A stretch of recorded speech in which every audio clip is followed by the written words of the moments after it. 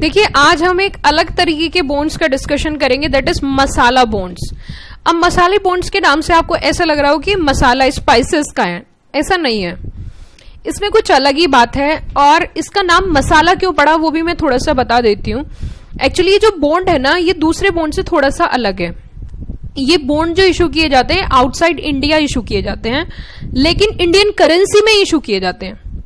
Indian currency में मतलब यहाँ पे जो बॉन्ड इशू करते हैं वो जो इशूअर है वो इंडिया में रहता है, जो इन्वेस्टर है वो फॉरेन होते हैं, फॉरेनर्स होते हैं, but it is rupee denominated. Rupee denominated borrowings होती है। और जनरली जो फॉरेन बॉन्ड्स होते हैं उसमें और इसमें क्या अंतर है कि उन बॉन्ड्स में जो आपका डिनोमिनेशन होता है वो मे बी करेंसी जो है नॉर्मल डॉलर यूरो हो सकती है, येन हो सकती है, लेकिन यहां पे जो denomination that is rupees. It means हमें इंडियन रुपीज की जरूरत है, अब हम अदर कंट्री गए, ये लो हमारे बॉन्ड और बदले में हमें रुपए चाहिए ना कि डॉलर। ठीक है, तो अब इसका नाम मसाला क्यों पड़ा? एक्चुअली आईएफसी, अगर आईएफसी की बात करें तो international financial corporation, finance corporation ने अदर कंट्री में इंडियन कल्चर, इंडियन कुशीन जो होती है, कल्चर जो होता है, उसको कहीं ना कहीं शो करने के लिए इन्होंने क्या किया, जो नाम रखा वो कहीं ना कहीं मसाला रख दिया। मसाले से ऐसा लगता है कि इंडियंस जो है वो ज्यादा कहीं ना कहीं टेस्ट में ज्यादा बिलीव करते हैं, ज्यादा मसाले खाते हैं, तो इसीलिए इंडिया की एक पहचान देने के लिए इसका नाम क्या रखा गया, मसाला बॉन्ड्स। तो ऐसा नहीं है कि ये कोई स्पाइसेस से कनेक्टेड है, ऐसा कुछ भी नहीं है, बट हाँ ये दूसरे बॉन्ड से थोड़ा हटके है, थोड़ा अलग है, डिफरेंट फ्रॉम अदर बॉन्ड्स हैं। क्योंकि जो अदर बॉन्ड्स का डिनोमिनेशन होता है जनरली वो फॉरेन करेंसी में है ना, लाइक डॉलर यूरो में, जैसे कि मैंने बताया, बट यहाँ पे जो डिनोमिनेशन है वो इंडियन रुपीज में है। तो थोड़ा सा मैं इसके बारे में पहले आपको बताती हूं कि इसका क्या फायदा है और क्यों ये दूसरों से हटके हैं और क्यों ये एक फायदे का सौदा है कि अगर इस तरीके के बॉन्ड्स इशू किए जाएं तो इसमें क्या बेनिफिट हो सकता है। देखिए वैसे जनरली क्या होता है, मैं आपको एक एग्जाम्पल दे रही हूं। फॉर एग्जाम्पल, पहले एग्जाम्पल से समझ लेते हैं, सारा पॉइंट क्लियर हो जाएगा, पूरा का पूरा जो मैंने यहां पे है वो आपकी क्लैरिटी हो जाएगी।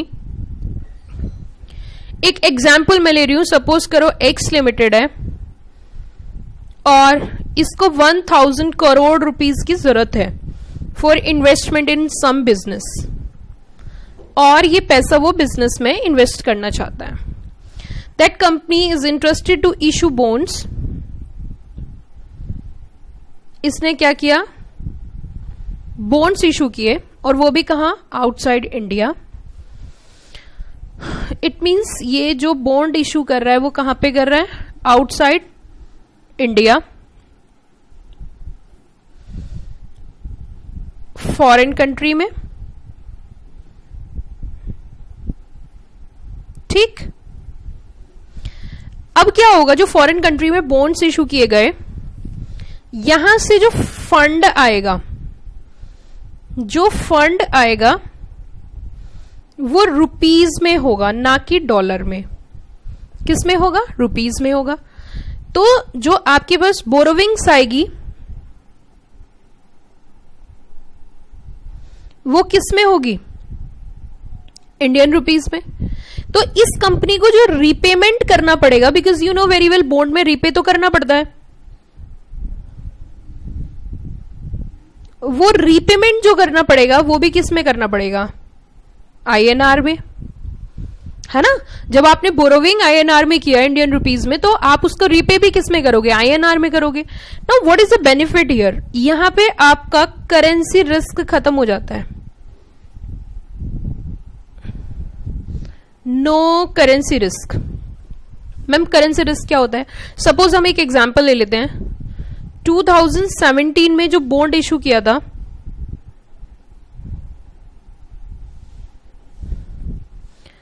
One bond is equals to $2। ठीक है, वन बॉन्ड, एक बॉन्ड कितने का है, एक एग्जाम्पल ले लेते हैं, $2। मैं एग्जाम्पल ले रही हूं, उसमें एक्चुअलिटी नहीं है। एक बॉन्ड की कीमत जो है वो $2 है। ठीक है, उस समय $1 में 70 रुपए आते थे। ठीक है, तो ऑटोमेटिकली यहां पे जो भी इशूअर है उसकी जेब में, अगर वो एक ही बॉन्ड का मैं एग्जांपल ले लेती हूं, तो एक बॉन्ड के लिए उसके पास कितने रुपए आया? 140 रुपए की बोरोविंग हुई। ठीक, वो इनटू करते चले जाओ जितना भी ज्यादा है। बट 2020 में उन्हें रिपे करना था। क्या करना था उन्हें? रीपेमेंट। अब क्या हुआ, इस समय $1 इज इक्वल्स टू 90 रुपीज हो गए। $1 इज इक्वल्स टू कितना हो गया? 90। तो अब इनको जो रिपे करना है वो कितना करना है? 180 रुपीज। उनकी पॉकेट से तो 180 रुपए ही जा रहा है ना। तो ये जो 40 रुपीज हैं, ये क्या हो जाएगा आपका? Currency risk. तो यहां पे इस तरीके का करेंसी रिस्क का फ्लक्चुएशन कुछ नहीं रहता। किस केस में? मसाला बॉन्ड्स में। It means that is the advantages point two the company. ये एक कंपनी के लिए क्या होता है?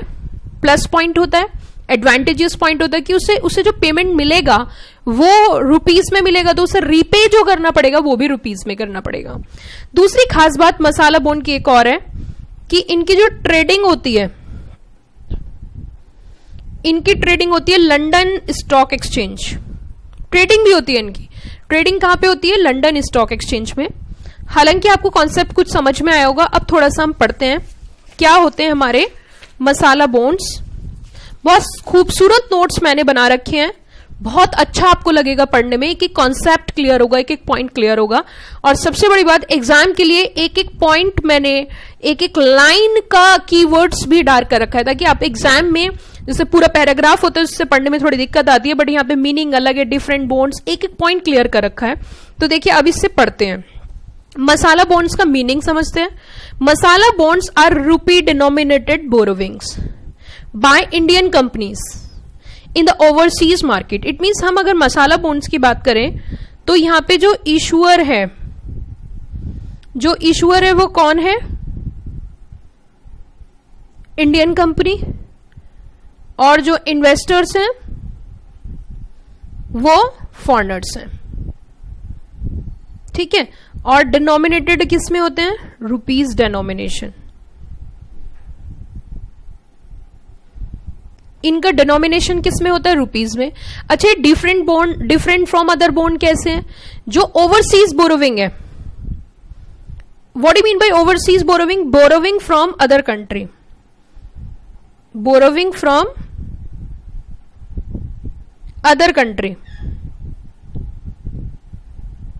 7 समुद्र पार करके आप बोरोविंग कर रहे हो।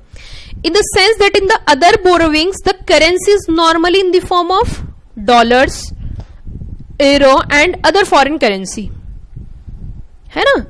डॉलर्स में, यूरो में, बट यहां पे क्या होती है? रुपए denomination. So that is different from other normal bonds.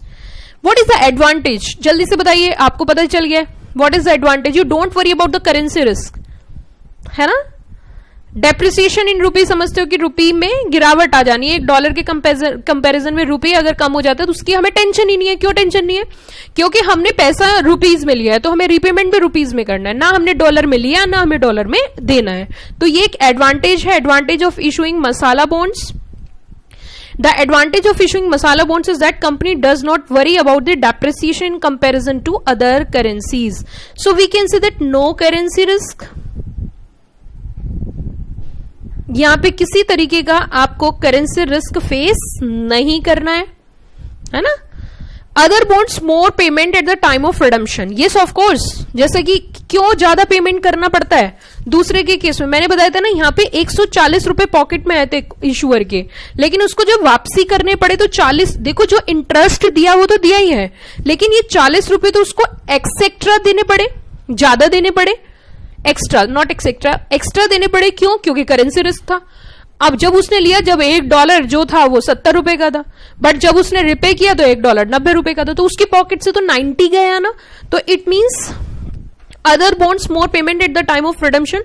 This is normally a big worry corporates while raising money in the overseas market. If rupee weak, अगर रुपी की वैल्यू कम होती है, रुपी की वैल्यू कम होती है और डॉलर की वैल्यू बढ़ती है, तो यहां पे तो प्रॉब्लम है। At the time of redemption the company will have to more rupees to repay the dollar. जैसे कि हमने 140 की जगह और हमें वापस करने पड़े थे कितने? 180 रुपए। 180 रुपए, लिए 140, दिए 180, तो 40 रुपए का हमें एक्स्ट्रा पेमेंट करना पड़ा as per our example.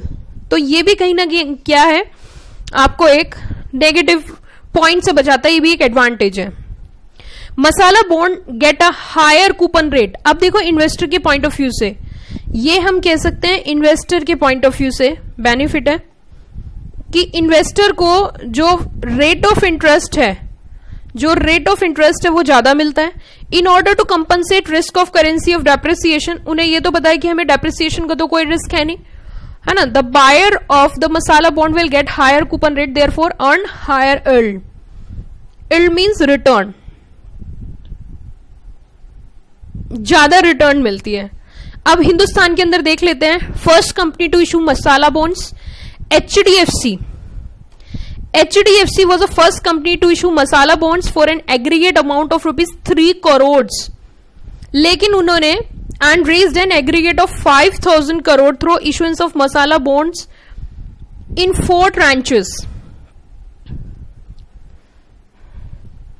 The first issue of masala bond by HDFC bear a fixed semi-annual, मतलब सेमी पेमेंट कर रहे थे कितना 7.875% and has a tenure of 3 years and 1 month. It means rate of interest जो था 7.875% and maturity थी 3 years plus 1 month. And the bond have been issued at a price 99.24% of the par value and will redeemed at par. तो देखो यहां पे जो issue price अलग है, फेस वैल्यू अलग होती है, तो फेस वैल्यू से कम पे उन्होंने इशू किए। They all annual yield to the investors 8.33% पर annum and the bond are traded on London stock exchange and not in India. जो ट्रेडिंग हो रही थी वो कहां पे, लंडन स्टॉक एक्सचेंज। तो एक एग्जाम्पल लिया, company afraid to issue, many public and private company afraid to issue मतलब डरती हैं, थोड़ा टेंशन रहती हैं। Many public and private company are in battle to issue masala bond as company have access more funds at marginally high cost of financing. तो कई बार डरती है क्योंकि कॉस्ट कई बार ज्यादा आ जाती है। उसी के साथ साथ गवर्नमेंट ने इसको ट्रीट किया है मसाला बॉन्ड को एक्स्ट्रा कमर्शियल बोरोविंग में, एक्स्ट्रा कमर्शियल ECB में काउंट किया गया है। मसाला बॉन्ड से treated as extra commercial borrowing for foreign portfolio investment. Treatment of RBI की अगर हम बात करें, RBI recently amended regulation and masala bonds किस में डाल दिया उन्होंने, ECB category. Only when borrower just needs to seek RBI approval to sell दो सिक्योरिटी। मैच्योरिटी पीरियड इन्होंने अलग अलग रखा। अगर $50 million इक्विवेलेंट इन INR पर financial year should be 3 years, और अगर उससे ज्यादा है 50 million से तो टेन्योर जो है maturity period is 5 years।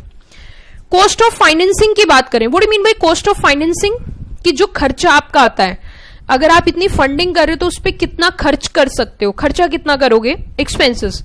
Cost all in cost ceiling for such bonds will be 300 point basis, 300 मतलब 3% over the prevailing yield of government of India security of corresponding maturity.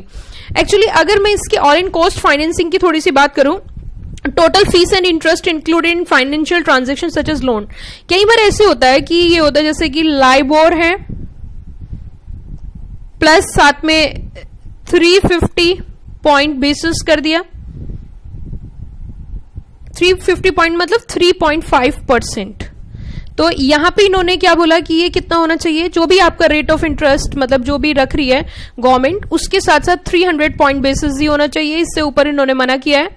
And recognise investor permitted under the provision of paragraph of master directions, जो अलग अलग time पे issue किया जाता है, उसके through ही आप देख सकते हो कौन कौन मसाला बॉन्ड इशू कर सकता है।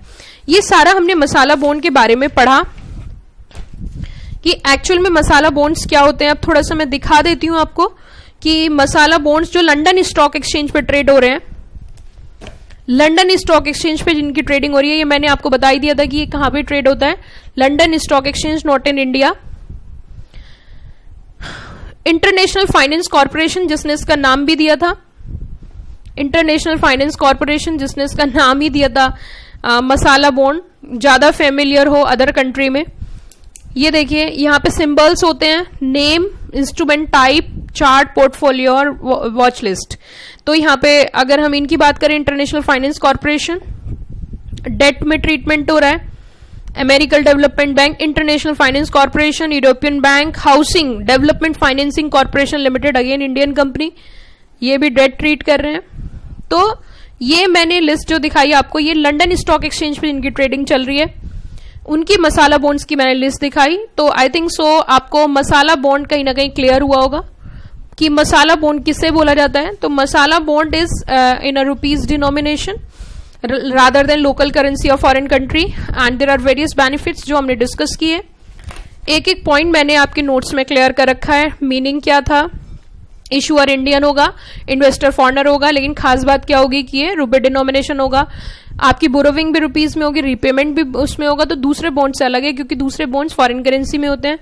एडवांटेज की अगर हम बात करें, what is advantage of issuing masala bond, कि यहाँ पे किसी तरीके का कोई करेंसी रिस्क नहीं फेस करना। Mode of payment at the time of redemption, there is no worry about the depreciation in the rupees, क्योंकि आपको तो पेमेंट फिक्स है, इतना करना ही करना है।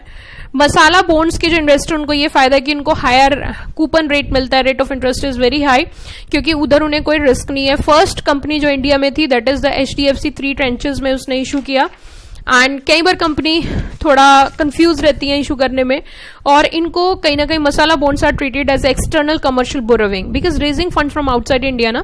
सो एक्सटर्नल कमर्शियल बोरोविंग में मेच्योरिटी पीरियड अलग अलग दिया, 3 years and 5 years, एंड उसी के साथ all in cost ceiling means यहाँ पे जो कॉस्ट ऑफ फाइनेंसिंग है, जो आपकी कॉस्ट आ रही है वो कितनी हो सकती है, ये मैंने आपके साथ डिस्कस किया। अगर रिकॉग्नाइज इन्वेस्टर्स की बात करें तो रिकॉग्नाइज इन्वेस्टर्स वो मास्टर डायरेक्शन में आते रहते हैं, वो उसके अकॉर्डिंग आपको देखना है। यहाँ पे बहुत डिटेल में ये नहीं बताया इन्वेस्टर्स कौन होंगे।